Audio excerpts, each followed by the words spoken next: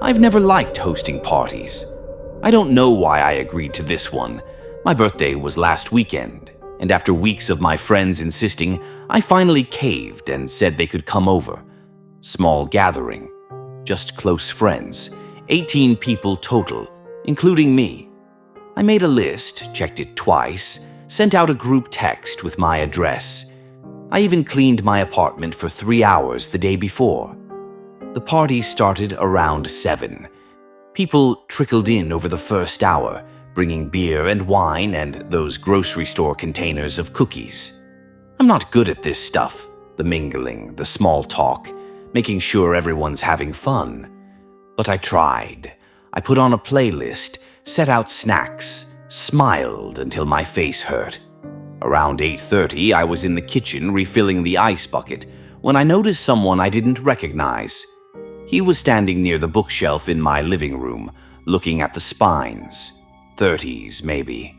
Dark hair, glasses, wearing a gray hoodie and jeans. I watched him for a moment, trying to place him.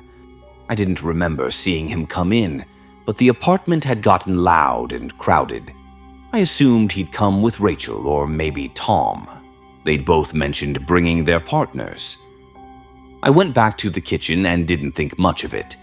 Later, when I was bringing out drinks, I did something I do sometimes when I'm anxious. I counted people. It's a weird habit, I know, but it helps me feel in control.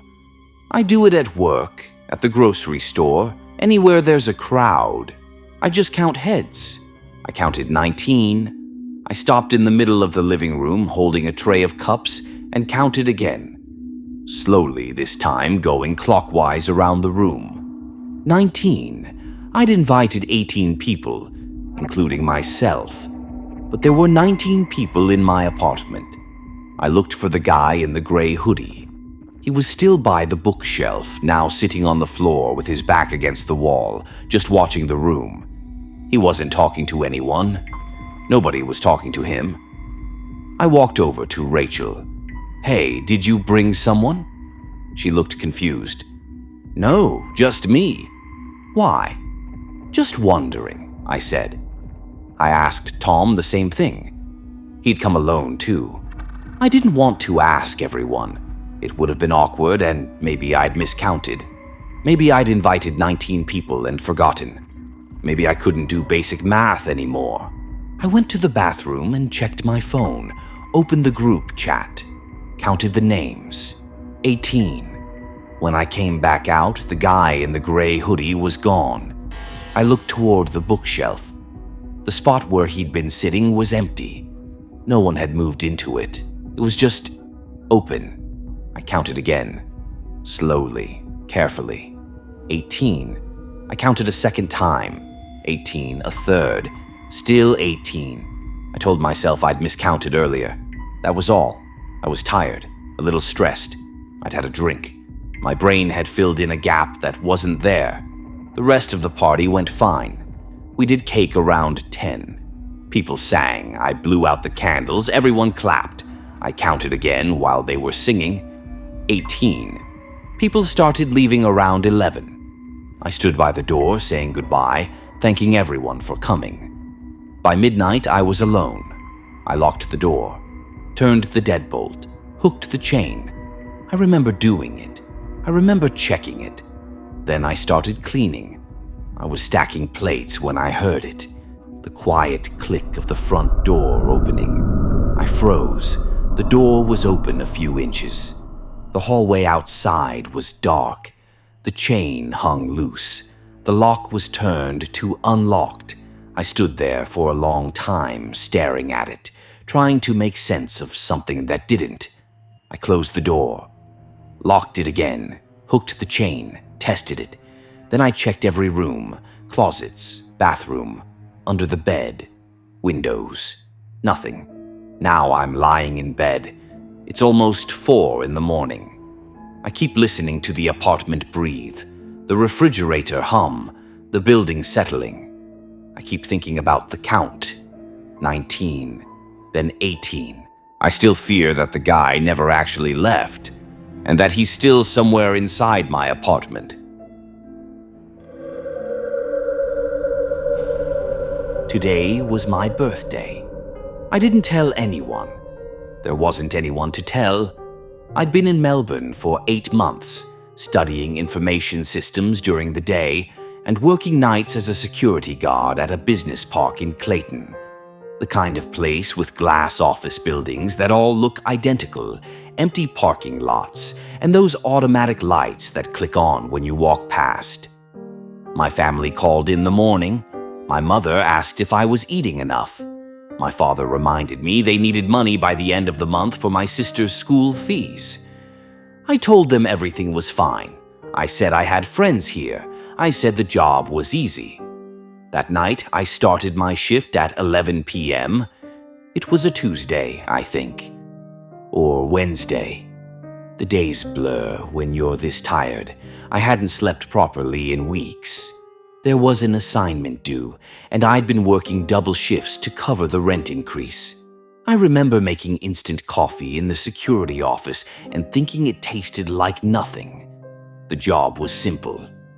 Walk the grounds every 2 hours, check the doors, watch the camera feeds, write down anything unusual in the logbook. In 8 months, I'd written down maybe 5 things: a possum on the north entrance camera, a car alarm, some teenagers cutting through the parking lot.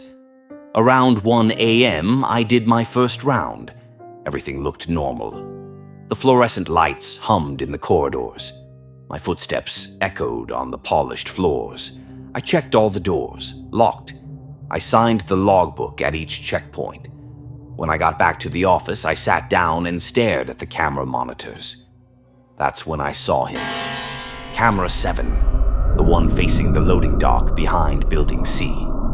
A man was standing there, just standing, facing the camera. He was wearing dark clothes. I couldn't see his face clearly, but he wasn't moving. Not at all. I checked the timestamp. 1:47 a.m. I looked at the other cameras. The parking lot was empty. The entrances were clear. I looked back at camera 7. He was still there. I called out on the radio, even though I knew I was the only guard on duty. No one answered. I pulled up the visitor log on the computer. No one had signed in. The gates had been locked since 6 p.m. I should have called the police. That's what the manual said. But I was tired, and I didn't want trouble. International students aren't supposed to work more than 20 hours a week. I was working nearly 40. If there was an incident, if police came, they might ask questions. So I went out there myself. The walk to Building C took about 5 minutes. The air was cold. I remember my breath fogging. When I got to the loading dock, there was no one there. Just empty concrete and those big industrial bins. I checked behind them. Nothing. I went back to the office. On camera 7, the loading dock was empty. At 3 a.m., I started my second round. I was in Building B, second floor, checking the doors, when I heard footsteps behind me. Not fast, not running, just walking. The same pace as mine. I turned around. The corridor was empty. I kept walking. The footsteps continued. Same rhythm, same distance behind me. I stopped. They stopped. I stood there for maybe 30 seconds, listening to my own breathing, and then I walked faster. The footsteps matched me. I started jogging. So did they. I reached the stairwell and went down as fast as I could, my hand slipping on the railing, and I didn't stop until I was back in the security office with the door locked. I sat there, shaking. I told myself I was exhausted. I told myself I was hearing things. I opened my textbook and tried to study, but I couldn't focus. At 4:12 a.m., the phone in the office rang. I stared at it. The internal phone system only connected to other offices in the complex. All the offices were supposed to be empty. It rang again. I picked it up. Hello? There was silence for a moment, and then a voice said, "You forgot to check the 3rd floor in Building A." It was a man's voice, calm, almost gentle. I said, "Who is this?" "You always skip it," the voice said. "You're supposed to check every floor, But you skipped the third floor in Building A because the door sticks and you're tired. You've been tired for a long time." My mouth went dry. He was right. I did skip that floor sometimes. The door was old and hard to open, and I was always so tired. "How do you know that?" I asked. "I've been watching," he said. "You should go home. It's your birthday. You should be sleeping." I hung up. My hands were shaking so badly I could barely hold the phone. I looked at the cameras, all of them. I scanned every angle, every building, every corner. There was no one, just empty buildings and parking lots and the grainy green glow of night vision. I didn't do another round. I sat in that office until 6 a.m. watching the cameras, and I didn't see anyone. Not once. When my shift ended, I went home and slept for 12 hours. I didn't go back. I sent an email saying I had a family emergency. They asked me to return my access card and uniform. I dropped them off in the daytime, when the complex was full of people and cars and noise. That was 3 years ago. I finished my degree. I moved to a different suburb. I work in an office now, normal hours, normal life. But sometimes I think about that night, about the man on the camera, about the footsteps, about the voice that knew things it shouldn't have known, and sometimes when I'm walking home late, or when I'm alone in my apartment, I feel like someone is watching me with the same calm patience, waiting to see what I'll do next. It was my birthday and we decided to go camping. I know how that sounds, like the setup to every bad horror movie. But it wasn't like that. We weren't stupid kids looking for thrills. We were all in our mid-20s, just tired of the city and wanting a quiet weekend. My friend Derek had been to this spot before, Pinewood Creek, somewhere in the Cascades. He said it was beautiful, private. No one ever went there. There were 4 of us. Derek, his boyfriend Matt, my best friend Allison, and me. We left Friday afternoon and got there just before sunset. The drive-in was rough, the last 2 miles nothing but a rutted logging road that hadn't been maintained in years. When we finally parked, Derek checked his phone out of habit. "No service," he said. "We're off the grid." None of us cared. That was the point. The campsite was exactly what Derek promised.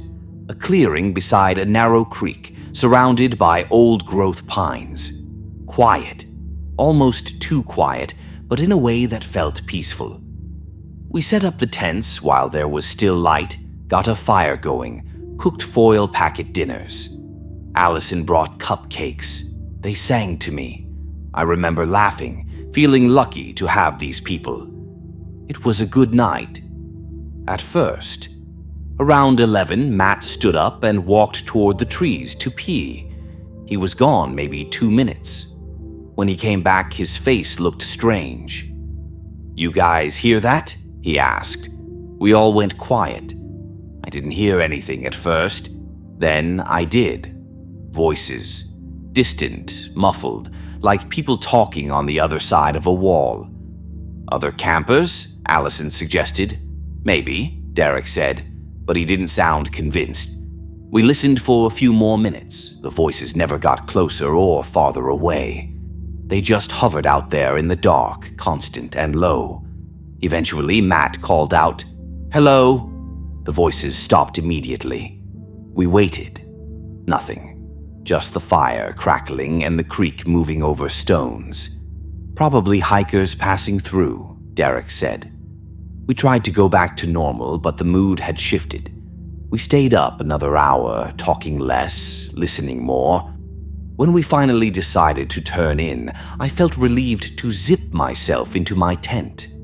I lay there in my sleeping bag, staring up at the dark fabric, trying to relax. That's when I heard footsteps. Not animal footsteps, human footsteps. Slow and deliberate, moving around the perimeter of the campsite. They circled once, paused near my tent, then continued. I held my breath, waiting for them to pass. They did, but they didn't leave.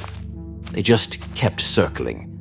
I don't know how long I listened before I finally unzipped my tent and looked out. The fire had burned down to coals. I could see Derek's tent, Matt's shadow moving inside. Everything looked normal. "Derek?" I whispered. "What?" His voice came from inside the tent. "Someone's walking around out here." "I know. I heard it too." "Should we just ignore it?" he said. "It's probably an animal." But we both knew it wasn't. I zipped my tent back up and lay there, heart pounding. The footsteps continued. At some point, I heard Allison's voice outside, clear as day. "Hey, can someone help me?" I froze. That was definitely her voice, but something about it felt off. The tone was right, the words were normal, but there was something hollow underneath. "Allison," I called out softly. "Yeah, I need help," the voice said again. Same inflection, same rhythm. Like a recording. I crawled to the tent entrance and looked out. Allison's tent was zipped shut. I could see her inside, lying down. "Allison, are you awake?" She sat up. "What? Did you just call for help?" "No, I've been asleep." We both went silent. Then we heard it again, farther away this time. "Hey, can someone help me?" Her exact voice, her exact words. That's when Derek and Matt got out of their tent. We all stood there in the dying firelight, listening. The footsteps had stopped, but now there were shapes between the trees.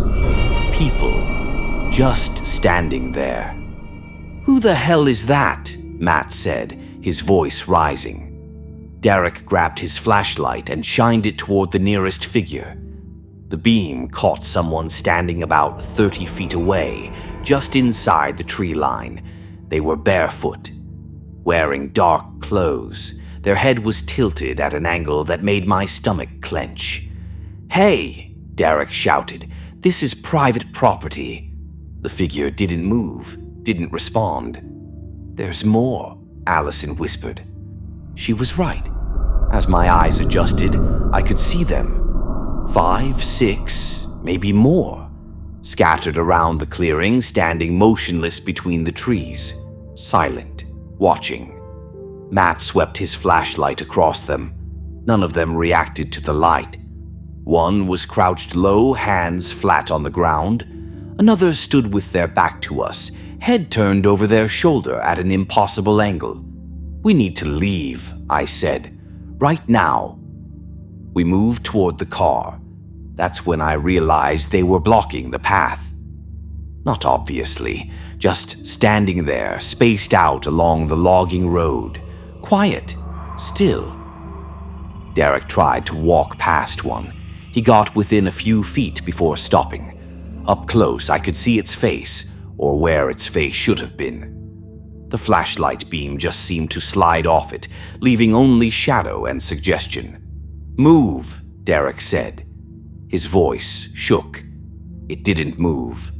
"Move," he screamed. Matt grabbed his arm. Don't touch it." We backed away, looked for another path, but everywhere we turned, they were there, surrounding us. Not advancing, just present, forming a loose circle that slowly tightened. That's when Allison broke. She just took off running, crashing through the underbrush toward the creek. I heard her footsteps splashing through water, branches breaking, her breath coming in panicked gasps. Then nothing. "Allison!" I screamed. Derek tried to follow her, but more of them appeared between the trees, blocking his way. We called for her, shouted until our voices went hoarse, but she was gone, and the figures were closer now, close enough that I could hear them breathing. Or not breathing, I couldn't tell. Matt sank to the ground. What do we do? I didn't have an answer. We couldn't run, we couldn't fight, so I sat down beside him, pulled my knees to my chest, and closed my eyes. I don't know why. Instinct, maybe? Or resignation. "Don't move," I whispered. "Just don't move." Derek sat down too. We stayed like that, huddled by the dead fire, silent and still. I could feel them around us, could hear soft sounds, fabric rustling, joints popping, something that might have been breathing. But I kept my eyes closed. I don't know how long we sat there. Time felt wrong, stretched and compressed at once. When I finally opened my eyes, the sky was getting light. Gray dawn filtered through the trees. The clearing was empty. The figures were gone. It was just the three of us and our gear, sitting in the dirt beside a cold fire pit. We packed in silence and drove out. We called the police from the first place we got signal. They sent a search team. They found nothing. No trace of Allison, no footprints, no evidence that anyone else had been there. The ranger said it was probably a bear, said people get disoriented in the woods at night, panic and run. It happens. But here's what I didn't tell the police. What I've never told anyone until now. When we got back to the car that morning, all 4 doors were unlocked. I know, we locked them before setting up camp. Derek is obsessive about that kind of thing, and on the driver's seat there was a Polaroid camera, not ours. We didn't bring one. It was old, worn, like something from the 80s. There was one photo already developed, sitting on top of it. It was us, all 4 of us, sleeping in our tents, taken from above. We left the camera there. We never spoke about it again. Allison was officially listed as missing. She still is.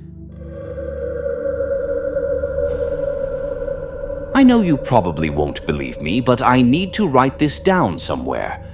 I don't expect anyone to understand it. I'm not even sure I understand it myself. I'm not a party person. Never have been. I get anxious in crowds. I don't drink much, and I've never been good at small talk. So when my roommate Sarah begged me to come to her friend's birthday thing last Saturday, I almost said no. But she'd been covering my shifts at work, and I felt like I owed her. It was supposed to be small, just a few people at this guy Derek's place across town. It wasn't small. There were maybe 20 people crammed into a 2-bedroom apartment, music playing from a Bluetooth speaker, that sticky floor feeling you get at these things. I stayed for about an hour, nursing the same beer, nodding along to conversations I wasn't really part of. Sarah had disappeared into the crowd almost immediately. I kept checking my phone, waiting for a reasonable amount of time to pass so I could leave without seeming rude. Around 11, I went looking for the bathroom. Someone was in the main one, so I wandered down a hallway toward the back of the apartment. I passed a bedroom where a few people were sitting on the floor talking, and then I found another bathroom at the end of the hall. The door was unlocked, but when I opened it, I saw it was just a closet. Towels, cleaning supplies, that sort of thing. When I turned around, there was a guy standing in the hallway. He wasn't blocking my way or anything. He was just standing there, hands in his pockets, looking at me with this calm expression. He was older than most of the people at the party, maybe late 40s, with graying hair and a tired face. He wore a dark sweater and jeans, normal clothes. He didn't look threatening. He looked like someone's dad who'd gotten dragged along. "Wrong door," I said, trying to smile. "Happens a lot in this place," he replied. His voice was quiet even. "Layout doesn't make sense." I laughed a little just to fill the silence. "Yeah, I'm just trying to find the bathroom. First door on the left when you go back," he said, pointing down the hallway. "Should be free now." "Thanks." I started to walk past him, but then he spoke again. "You don't really want to be here, do you?" I stopped. It wasn't accusatory or anything. He said it the way you'd comment on the weather. I turned back to him. "Is it that obvious?" I asked. He shrugged. "You've been standing in corners all night." I noticed. I didn't know what to say to that. It felt a little invasive, but also accurate. I just nodded. "You should go home," he said, not unkindly. "Parties like this, they're not for everyone, and sometimes it's better to leave before you have to." There was something about the way he said it. Not threatening, not a warning exactly, just advice. Like he knew something I didn't. "Yeah," I said. "I think I will." He nodded once, then stepped aside to let me pass. I went back down the hallway, used the bathroom, found Sarah long enough to tell her I was heading out, and left. I took an Uber home, relieved to be out of there. I didn't think about the guy again that night. The next morning, Sarah called me. She was crying. I could barely understand her at first. She kept saying Derek's name, saying something terrible had happened. I told her to slow down, to breathe. She finally got it out. Someone had died at the party. A man. They found him in the back bedroom this morning when Derek's roommate woke up. He was just there, lying on the floor. They thought he'd overdosed or had a heart attack, but when the paramedics came, they said he'd been dead for hours, maybe since early in the party. They said his body was cold, stiff. I felt sick. I asked Sarah if she knew who it was. She didn't. She'd left not long after me. But Derek had texted her a description because the police were trying to identify him. No one at the party seemed to know him. He wasn't on the invite list. They thought maybe he'd wandered in or someone had brought him without realizing. Late 40s, graying hair, dark sweater. I felt something drop in my stomach. I told Sarah I'd call her back. Then I sat on my couch for a long time, staring at nothing. I kept replaying the conversation in my head. The guy in the hallway. The calm way he'd spoken to me. The way he'd said I should leave before I had to. It didn't make sense. I'd talked to him. I'd stood 3 feet away from him. He'd moved aside to let me pass. He was alive, but I needed to be sure. I drove to Derek's apartment that afternoon. There were still police cars outside. I waited until one of the officers came out, and I told him I'd been at the party. I said I might have seen the guy they found. He took me inside. They had him covered, but they pulled back the sheet just enough for me to see his face. It was him. The officer asked me when I'd seen him. I opened my mouth to say around 11 in the back hallway, but then I stopped, because the officer was already shaking his head. "We're trying to establish a timeline," he said. "Coroner says he'd been dead at least 6, maybe 7 hours before he was found. Probably died around 9 or 10 last night, before most people even got here." I stared at the covered body. "You sure you saw him?" the officer asked. I didn't answer. I just thanked him and left. I don't know what I saw. I don't know what I talked to. I've gone over it 1,000 times. I wasn't drunk. I wasn't high. It was a normal conversation in a normal hallway. He was standing there. He was real. But the math doesn't work. If he died at 9 or 10, then, by the time I spoke to him, he'd already been dead for over an hour. Maybe 2. I keep thinking about what he said. You should go home.